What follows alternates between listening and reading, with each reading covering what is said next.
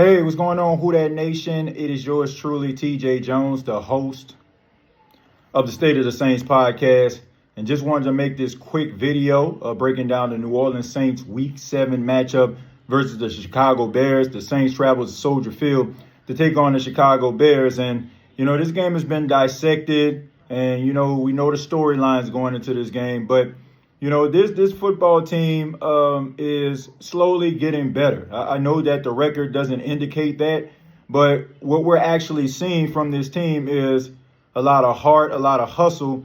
But I just think that they're kind of limited at what they can actually do as a team right now, as you have some young guys who've been thrust into the fire and they're expected to make plays. So that's just going to come with the territory until those guys learn on the job. But the New Orleans Saints are taking on the Chicago Bears. The Chicago Bears have a very respectable offense, got a lot of talented guys. It starts with quarterback Caleb Williams. Now, Caleb Williams is a guy who, excuse me, he's a guy that can move around in a pocket. He can throw the ball downfield, but he also is a risk taker. He's a guy that can take risk and put the ball into harm's way at times. The New Orleans Saints are going to have to neutralize him. His ability to be able to run, I think, is going to be used in this game. So the New Orleans Saints may need to have a spy out there to maybe just make sure that Caleb Williams doesn't run. But his ability to extend plays is dangerous because it allows the wide receivers to break off their route and get open. So these cornerbacks and safeties are going to have to be up to the assignment because, when you have a quarterback that can get outside the pocket and move around, that means that the secondary is going to have to run with these wide receivers. And, that always is a matchup that is going to favor the offense. The running game, DeAndre Swift had a really good running performance last week. He was very instrumental in the Chicago Bears pulling off that upset win in Washington over the Commanders. But, today he's dealing with injury. He's questionable, but I'm pretty sure he's going to play. The New Orleans Saints just got to make sure that he doesn't get fully involved in this game. And also, you got to be mindful of Ben Johnson. He's an offensive innovator. He's a trickster. He tries to do things where he has you looking in the backfield and have your eyes moving all over the place, right? I mean, he's the master of deception when it comes to the offense as of right now. That's the reason why Chicago decided to make him their head coach. But the New Orleans Saints on the defensive side of football, they just got to make sure that no big plays happen and they neutralize those extended plays and make sure that Caleb Williams doesn't extend the play by running, for a first down or maybe just moving from left to right. The Saints have got to get pressure on Caleb Williams. That is not out of the realm of possibility. Look, it's about time for this defensive line to start eating. It's about time for Chase Young to not be the king of the almost sack. Get a quarterback down on the ground. And I understand there are way more different types of things that you have to do if you're playing defensive end. That's controlling the run, right, controlling the edge, and making sure, that you're actually getting pressure on the quarterback. So this could be a game where the New Orleans Saints can actually do that versus Chicago. The linebackers have got to tackle. When you have a tight end or wide receiver in your vicinity and they catch a pass, you got to be able to take them down. You got to make sure that tackling is sound in this game. No yards after the catch for the Chicago Bears. Offensively for the New Orleans Saints, it's very simple. You want to control the time of possession. You want to be able to run the football. The Chicago Bears aren't a really good run defense. They are susceptible of getting, beat when it comes to the trenches. So the New Orleans Saints should try to run the football. That's why it's imperative for the defense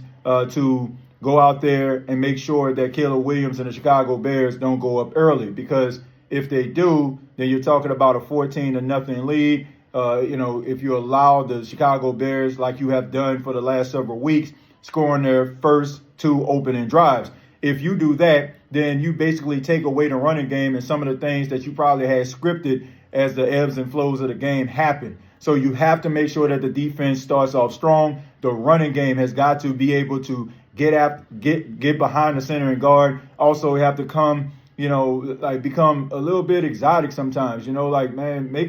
Make some stretch plays happen, right? Not just running up the middle or some toss plays or just some stuff that you would just see in a classic offense. Try to get Alvin Kamara the ball in space, right? I mean, he's a really good pass-catching running back. I don't understand why the New Orleans Saints don't utilize him as such. Also, utilizing Taysom Hill. Not only utilizing Taysom in the running game, but also allow Taysom to pass the ball down the field. I mean, he is a weapon. You got to find ways to try to make sure that your offensive weapons get the ball in their hands. More than likely, something positive is going to happen. But you also have to incorporate Kendre Miller in the game, too. It should be a wet game. I believe it's going to rain. So the running game is going to be key, controlling the time of possession. As far as the wide receivers, they have to find ways of getting open and holding on to the football. The Chicago Bears, I'm pretty sure the defensive assignment is going to be make sure that nothing goes over your head, right? They're going to stay in front of these wide receivers.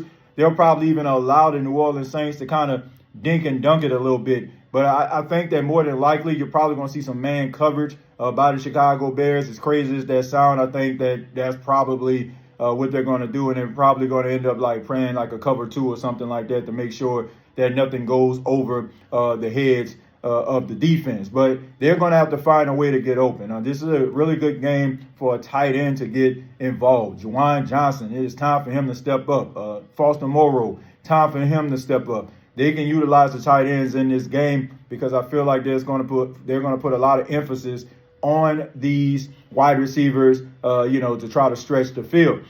Spencer Rattler, you got to be able to come up with the plays, take advantage of the opportunities, got to be better on third down, and you cannot be kicking field goals in a game to try to keep yourself in it. If you are in the red zone, the Saints have got to call some of the best red zone offensive plays.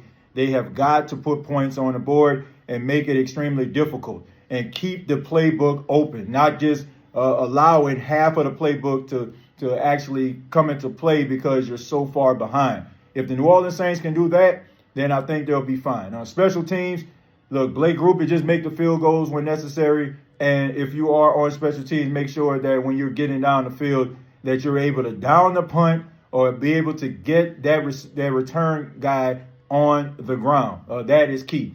But all in all, I do not. I'm sorry, folks, but I don't think the New Orleans Saints are going to win this football game. I think it's going to be close because, I think that the Saints are going to play pretty hard here. But I just look at the dynamic of Ben Johnson and what his offense can bring and how much confusion it can bring to a young defense. And I just think that gives Chicago the edge. But nonetheless, I think that the Saints are going to be in this game from start to finish. But I want to say thank you all for checking out the State of the Saints podcast. Really do appreciate it. Please subscribe to the channel. We'll be back for the post-game show. So if you're not doing anything, make sure that you come on back after the game. We start immediately following the game on Bleacher Report. And then after that, we transition to the State of the Saints podcast right here on YouTube. Till next time, all I got to say is, who dat?